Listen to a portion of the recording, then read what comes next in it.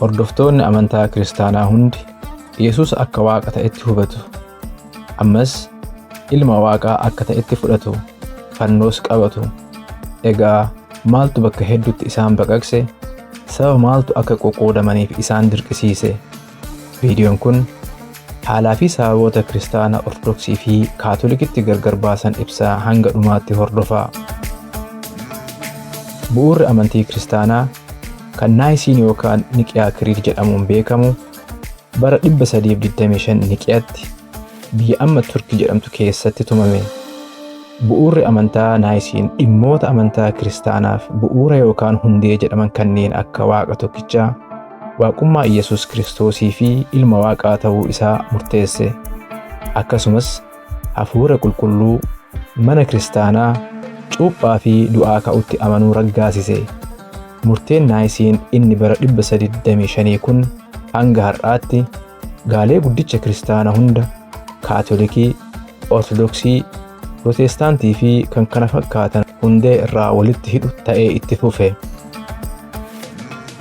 Marii fi murtiin Naayisiin irratti darbe hawaasa Yesuus Kiristoositti amanu jidduutti tokkummaa diriirsuu, adda addummaa dhabamsiisuu, faffaca'iinsa hambisuu fi afaan faajjii hir'isuu irratti kan xiyyeeffate ta'us, imala seenaa yeroo dheeraa keessa garuu hawaasa kiristaanaa jidduutti waldhabdeen yaadaa uumamuu fi bakka hedduutti qoqqoodamuun hin oolle.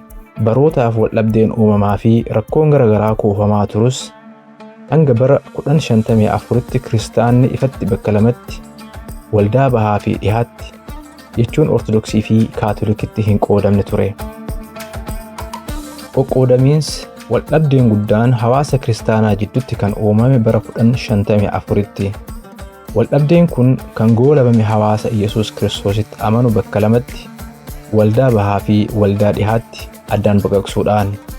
Qoqqoodamiinsa kanaaf sababni battalaa Kaardinaal Humbert ergamaa Phaaphaasii Roomaa Liyoo 9ffaa kan ta'ee fi Paatriyaarkiin Konstaantinoopil Maayikil tokkoffaa Seerulaariyoos wal balaaleffachuu yookaan wal awwaggazuu isaanii hordofeeti. As biratti kan qajeelatti hubatamuu qabu qoqqoodamiinsa kanaaf sababni dhimma tokko yookaan taatee si'a tokko kan hin taane ta'uu isaati. Dhimmoonni ijoon hawaasni kiristaanaa bakka lamatti garee bahaa fi dhihaatti akka baqaquuf sababa ta'an hariiroon warra bahaa fi dhihaa jidduu ture akka summaa'u kan taasisan barootaaf dhimmoota amantaa ijoo fi wal falmisiisaa ta'anii kan turan isaan asii gadiiti. Yeroo qoqqoodamiinsi jalqabaa uumamu wanti Ortodoksii fi Kaatolikii jedhamu ifatti addaan kan hin baane ta'us hubannaaf akka toluuf jecha kana booda warra bahaan Ortodoksii, warra dhihaan ammoo Kaatolikii jedhaa itti fufna. Jalqabatti bakka lamatti baqaquu mana kiristaanaaf sababni ijoon qabxiin falmii tarii hangafni waa'ee gahee fi aangoo Phaaphaasii Roomaa ture.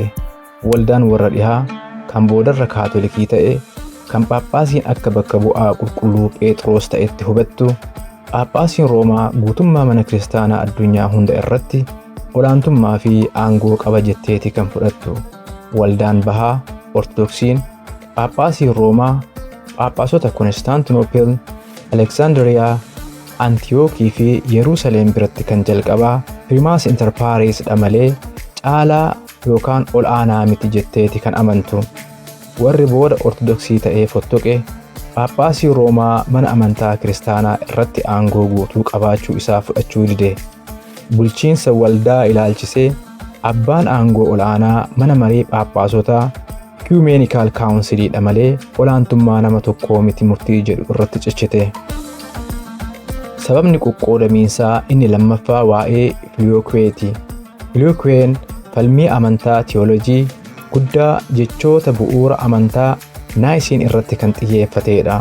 Bu'uura amantii isa jalqabaa yaa'ii Naayisiin bara 325 fi Konstaantinoopil bara 381 irratti kan bocame yookaan walii galame hafuurri qulqulluun abbaa irraa akka maddu kan ibsu ture. Haa ta'u malee waldaan dhihaa jaarraa 6ffaa irraa eegalee bu'uura abbaa irraa jedhutti gaalee fi ilma afaan laatiniin Filiyookuwee kan jedhu itti dabalte. Kana jechuun hafuurri qulqulluun kan maddu abbaa irraa fi ilma gara jechuutti geeddarame. Kana jechuun hafuurri qulqulluun abbaa irraa qofa odoo hin taane ilma Yesuus irraas akka maddutti amanuu fi barsiisuu eegalan jechuudha.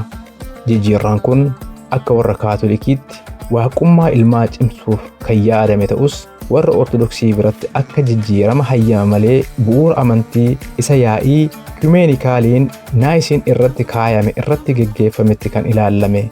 Waldaan Ortodoksii Gaaleen Filiyookwee jedhu ida'amuun isaa teolojiidhaan dogoggora. Kunis gahee addaa abbaan akka madda tokkicha sadan tokkummaatti Sillaaseetti qabu ni salphise. Ammas aangoo mana maree Phaaphaasotaa ni cabse jechuun balaaleffatte.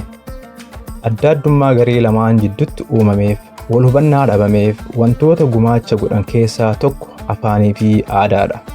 Ga'umsa afaan Giriikii warra Kaatolikii biratti, inni Laatinii ammoo warra Ortodoksii biratti gadi bu'aa ta'uun isaa danqaa wal qunnamtii akkasumas rakkoo wal hubannaa teolojii guddaa uume. Ammas warri Kaatolikii duudhaalee teolojii fi hayyummaa kan seeraa fi hayyummaa Roomaa irratti xiyyeeffatu hordofaati kan turan.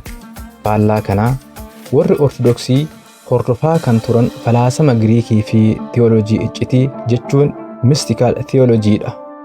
Qaawwi adda addummaa afaanii fi aadaa uume kun waldaa Kaatolikii fi Ortodoksii jidduu wal hubannaa dhabuun akka jiraatuu fi daran duumessi wal shakkii akka ulfaatu godheera. Jaarraa shanaffaa keessa Impaayera Roomaa dhihaa kufuu isaa hordofee warri dhihaa mataa fi miilaan jaarraa siyaasa faca'aatti seenan. Yeroo kanatti akka utubaa tokkummaatti tajaajilaa kan ture Phaaphaasii Roomaati. Phaaphaasiin Roomaa bara 800tti Shaarlmeeniin mootii Roomaa jedhee muuduun isaa warra Impaayera Beezaantiin biraa mormii kaase. Faallaa warra dhihaa warri bahaas Impaayera Beezaantiin kan duratti Impaayera Roomaa bahaa ture cimsachuu gara hariiroo mootichaa fi Paatriyaarkii Konstaantinoopil jidduu jiru jabeeffachuutti fuulleffatan. Adeemsi kun impaayeroota lamaan qofa odoo hin taane Kaatolikii fi Ortodoksiin daran qaamaa fi qalbiin gargar fagaataa akka deemaniif bu'uura mijataa lafa kaa'eera. Adeemsa keessa waldaan Ortodoksii fi Kaatolikii sirna kadhannaa fi naamusaa adda addaa horataati kan deeman. Garaagarummaan kun akka Filiyookwee yookaan aangoo Phaaphaasii barumsa amantaa teolojii irratti bakka guddaa kan hin qabne ta'us miirri nuu fi isaan jedhu hordoftoota waldaa Ortodoksii fi Kaatolikii jidduutti akka uumamuuf shoora guddaa taphateera. Garaagarummaan ijoon sirna kadhannaa fi naamusaa ilaallatan isaan kanneen. Warri Ortodoksii Qidduus Qurbaanii Ikaaristii keessatti daabboo raacitii irshoo qabu kan fayyadaman yoo ta'u, kunis agarsiistuu Kiristoos du'aa ka'uu isaa yoo ta'u, warri Kaatolikii ammoo daabboo raacitii hin qabne kan hin bukoofne fayyadamu. Kunis isaan biratti akka yaadachiistuu irbaata dhumaatti The Last Supperitti fudhatama. Waldaa Kaatolikii keessatti abbootii amantaa hunda biratti luboota hanga daaqoonii xixiqqootti sirna gaa'ilaa raawwachuun dhoorgamaa ta'aa deeme. Waldaan Ortodoksii ammoo dhiirri fuudha luba ta'ee tajaajiluu akka danda'u hayyamte. Warra Ortodoksii birattis garuu Phaaphaasonni kan hin fuune ta'uu qabu. Yeroo hedduus monoksoota keessaa filataman. Waldaa Kaatolikii fi Ortodoksii jidduu seera soomaa, kadhannaa, sagadaa, fakkeenyaaf dhaabbachuu yookaan jilbeeffachuu, uffata lubummaa, gocha monoksummaa fi kan kana fakkaatan keessa garaagarummaatu jira. Bu'aa qoqqoodamiinsaa keessaa inni tokko guyyaa Faasikaati. Manneen amantaa Ortodoksii irra caalaan isaanii ayyaana Faasikaa kan ayyaaneffatan kalaandarii Juuliyaan kan bara 325 yaa'ii Naayisiin irratti ajajame fayyadamuudhaan. Warri Kaatolikii ammoo kalaandarii Girigooriyaanitti fayyadamu. Yesuus kan fannifamee fi du'aa kan ka'e akka hordoftoota garee lamaaniitti si'a tokko ta'ee odoo jiru waldhabdeen kalaandarii irratti uumame. Waldaan lamaan Faasikaa guyyoota adda addaatti akka kabajaniif isaan dirqisiise. Uumamiinsa Kaatolikii fi Ortodoksiif sababni dhimma tokko yookaan taatee si'a tokkoo miti. Waldhabdee, rakkoo fi adda addummaa walxaxaa dhimmoota amantaa, siyaasaa fi aadaatiin walitti hidhata qaban kan jaarraa hedduuf dhidhiitataa turanitti qoqqoodamiinsi guddaan inni bara 1054 biyyee kan dachaase.